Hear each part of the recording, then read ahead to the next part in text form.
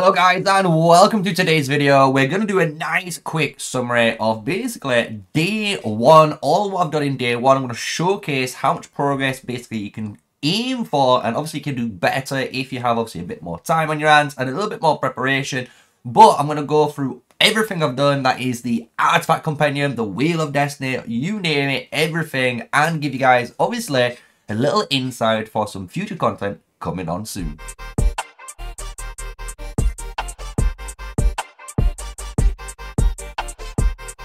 Hello guys, yes, smash like, comment and subscribe for more daily videos with me, MrSneakyy, the one and only official Call of Dragons content creator, and we're basically going over day one. And what I'm going to actually kind of make this video into is still a guide. I'm going to basically explain what I did from the get-go all the way through, and you can re-watch me if you want on my live stream, because I did live stream the whole experience. But what we did on my account is basically we are trying to maximize our efficiency. So what we've done straight away is obviously put our 1 point into Renown, and I've actually saved the rest of these points. The reason why we're saving them is because we can get enough points to get into back in business, which is going to be through, if we look the little talent quest line, you're going to get this through actually the Augusto. You're going to get 3 points here, so you're going to have 4 points in total, so you're going to be able to get that really quickly. And potentially, if you do, you know, this is only from 1 day and a bit of killing barbs. I've not used any CP yet. I'm going to easily get this to 4 plus basically 5, which is more important on my talent quest, because what my aim is to go Renown. I'm going to put my next points into back in business, and if I'm able to, I'm going to be putting it into diligent statecraft on purpose to try and maximize the amount of PvE stuff I can do. So that means the more prestige I can get, the more extra chances of pets I can get in the early game, and obviously the CP, which obviously helps everything, right?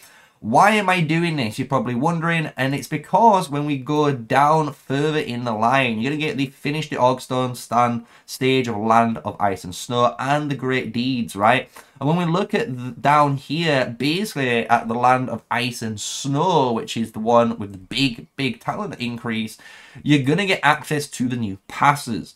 And what I'm going to do is basically when this stage hits, so when this actual progress hits, and you're going to see me do this as well, I will make a video on it. I'm basically going to go into my season talents. I'm going to hit that reset button and hit confirm, getting rid of all of this battle preparation stuff and actually speccing into all of my basically like maximum archer base combat. And we should hopefully have enough as well for suppressive fire, which is going to be really great. And if we have 1 point left over by then, we're definitely going to need swift supplies as well. So we're going to have to try and maximize and see where we can obviously place all of our points. But that is the game plan, and that hopefully gives you guys a little showcase into day one, what my thought process is, how we're attacking this season. Because by doing that, if we go into our policies, it's going to make a little bit more sense too on the direction I've gone. So when we look at the bar, you can see I've actually only put realistically 1 point, and then I went to 3 on the targeted tactics just so I could hit the bare minimal. But we only got 4 out of 10 on Vigor. The reason why, we're not in any PvP right now, to be honest, and we can really quickly get this done. It's a very fast thing to actually get completed if you really wanted to. But the main thing that I'm aiming for is spread the word and war studies, because as you can imagine, spread the word if you can max this out. And now at the moment I do need to go back to do targeted tactics, which is kind of like my game plan, so we are going to trigger this one on the stream. But we are trying to get this all the way up to 10 as fast as possible, because the thing is, what you don't realize is we're getting 2%. So in total, when we complete this, we're going to have 20% extra prestige, then plus the talent, what we have is an additional 10%. So I have 30% extra prestige gained in the early game, which is going to allow me, as you can see, to already start pushing through. And that's kind of what I've already been doing. As you can see, I've been able to gain so much quick prestige by doing this that I've already hit the bare minimals. I've taken the fire turret for myself to get a little bit more damage, since we did try the ice turret last season. I didn't really enjoy it for the say free to play or low spender experience, I think the poison or the fire is the best suited ones for you guys. But I've already gone through the apothecary one. We can go down here and later on and choose which way we're going to go. I might actually go for more like the stockpile days again. I might actually try this out and see how it feels just for a free-to-play player. But the safe option is always going to be medical progress if you're unsure. So we're going to start going through, and as you can imagine, start hitting all the way down to the deep end pretty rapidly when we start using our CP, right? Because I just want to showcase we have all the CP stacks still. We haven't used any yet, so that's why we're waiting and waiting. And you're probably wondering why we're waiting. Little tip for you guys if you don't realize, Golden Dreams in the August Stone, when this is completed, that sets the time zone actually for all your behemoths. So if you want a really good behemoth time, you need to make sure you kill this in a reasonable area, not like, you know, in 1 or 2 o'clock in the morning, and then you're going to get brutalized later on, right? So just make sure you understand how it works. But that's going to be that section. Let's go into some more of the events, right? Because we have done the events like the Wheel of Destiny, and obviously further down with the Artifacts Compandium. So let's just showcase that footage and talk about what we got in those events. And welcome, here we are, the Conqueror Artifact Compandium. This is what you get if you basically hit the 2nd level. So if you didn't get the Frost Dragon last season, this is what you're going to get access to anyway. But we roll it 10 times. Why do we roll it 10 times? So in reality, guys, I'm going to be honest with you, if you're looking just for artifacts, this still has been the best value from like in the game for obtaining artifacts. That's without obviously doing the scrap grind to get that you know, Forge of Light keys to roll that event over a long period of time, right? But for here, you're going to get 15k gems, and you are guaranteed at least 1 legendary. So if you do get maybe 1 or 2 more legendaries during that first 10 spins, because it is a 12.6% chance of gaining one, it's going to be obviously one of those like greatnesses for you. So as you can see though, I wasn't lucky. I got 9 of the epics, which is fair enough. But here's the legendary that we roll. We only were going to roll it 10 times. We wasn't going to go any deeper. But we unlocked another Grey Mars Warhammer, which is great. So I actually got to upgrade my Grey Mars Warhammer all the way from level 1 to level 2, which is a little nice increase that we was able to obtain. Obviously, we've seen some players, even in my other alliance in FS, what we're playing in at the moment, those guys have been able to get nearly 3, 4, and some guys have had 5 artifacts, which is crazy.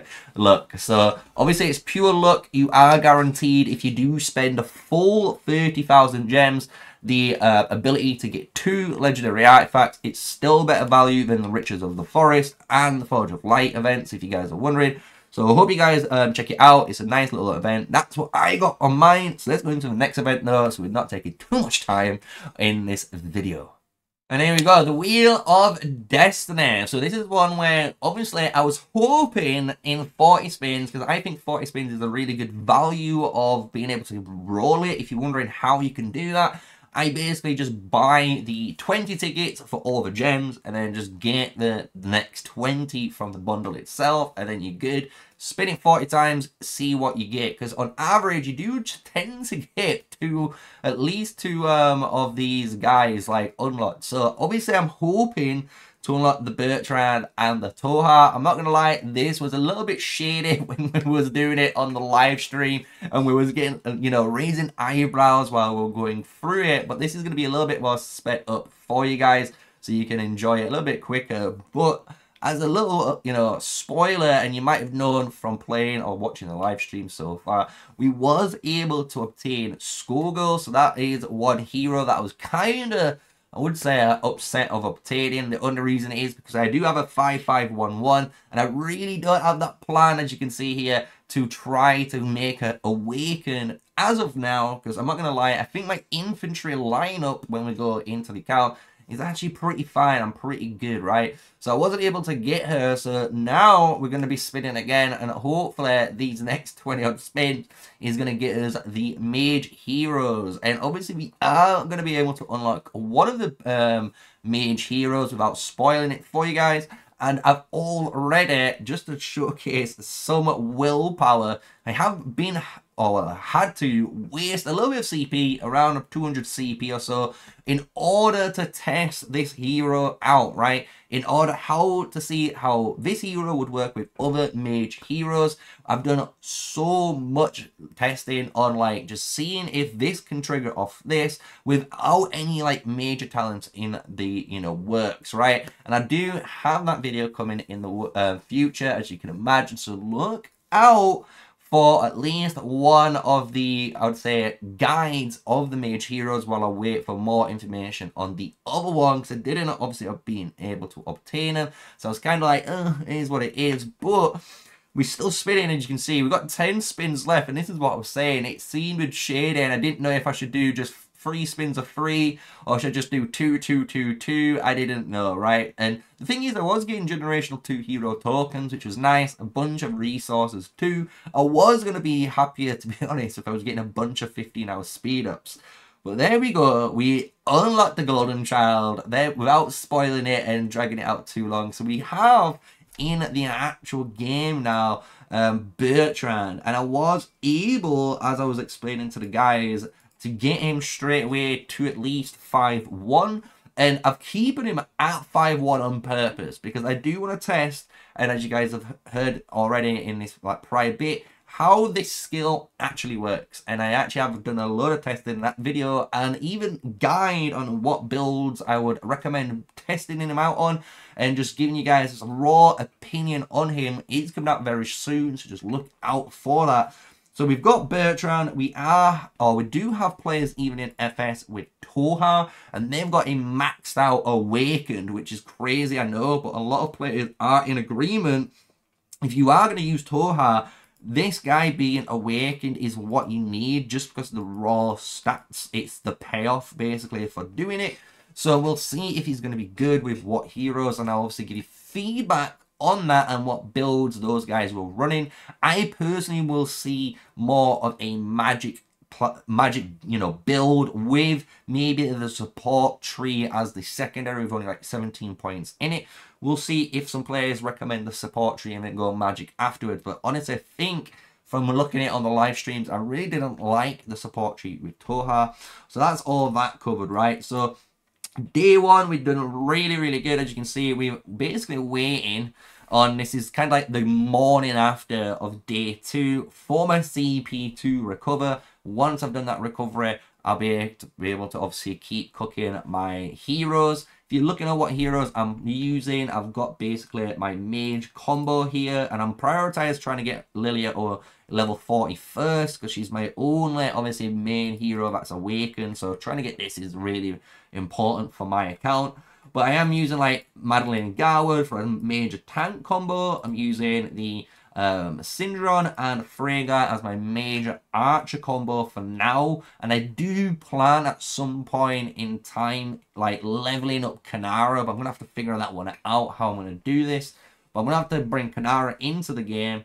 But then I obviously have my Valen to match up, like I said, with Lilia, and then we've got Goresh Skogul. I am actually rocking this so I can run maybe one infantry march until it runs out of stamina, then run another infantry march when it comes out, because my honestly infantry are pretty decent. I'm not gonna lie, I think out of all my heroes, my infantry are the best stacked heroes out of them all. So that's what we've got right there. And as you can imagine, and with a little bit of a spoiler, I am leveling up, as you can see, Bertrand, because he was level 1. He's level 28 now, but I am playing Bertrand and Atheist. That's one combo that I am going to be running and trying out mainly for now. And you'll see why when we go into the video, right? So, hope you guys have enjoyed this section. This pretty much sums it up. We're, like I said, going now into day 2. We're just building, nothing too crazy. The FS boys all, you know, being welcoming. We're all talking about the patch and trying to figure it out ourselves as well. And obviously trying to get all that data, which is really cool. So that's pretty much it. So if you're looking for, you know, how far you need to be, if you want to say, in this season, this might just give you here a really good basic foundation, right? This is day 1. I am going to try and record this policy tree again, because I'm going to make a full T1 policy guide by the end of the season by showcasing basically this is day 1's progress, this is like day 5, this is like day 10, and showcasing over time what the tree should look like as you're playing through your T1 season, right? So hope you guys enjoyed that. It's going to be a long project, so it will take a bit of time to get that done, but because obviously we need to get all the way through. So that is day 1. I've enjoyed it. We've done so much, as you can see. If you are, oh, I did almost forget, but if you are wondering on my seasonal buys right at the end, I bought the Outburst of Rage. That's the skill we've got, so we can keep that for later on. I obviously bought the Legendary Ascension Emblem, and then as much of the CP as I was able to, and I had 41 left over, so we was able to buy this for 40. Is what it is, right? So we got a little bit of value out of it. So that was it, guys. I hope you guys enjoyed it. I'm not going to let it drag on too long. If you want to watch more, or if you want to watch the full, you know, push of my account in this day 1 experience, you can. You can literally just jump over to the live stream, and then you can watch me going from the beginning all the way to the end. And then basically, once the stream was over, all I've been doing is just quickly emptying out the CP on Darklings. That's it. So that's it. I hope you guys have enjoyed it. Smash like, comment, and subscribe. This has been Season T1, Day 1/2 progress. And I hope you guys have enjoyed it. And until next time, stay safe, guys. Stay sneaky, and peace out.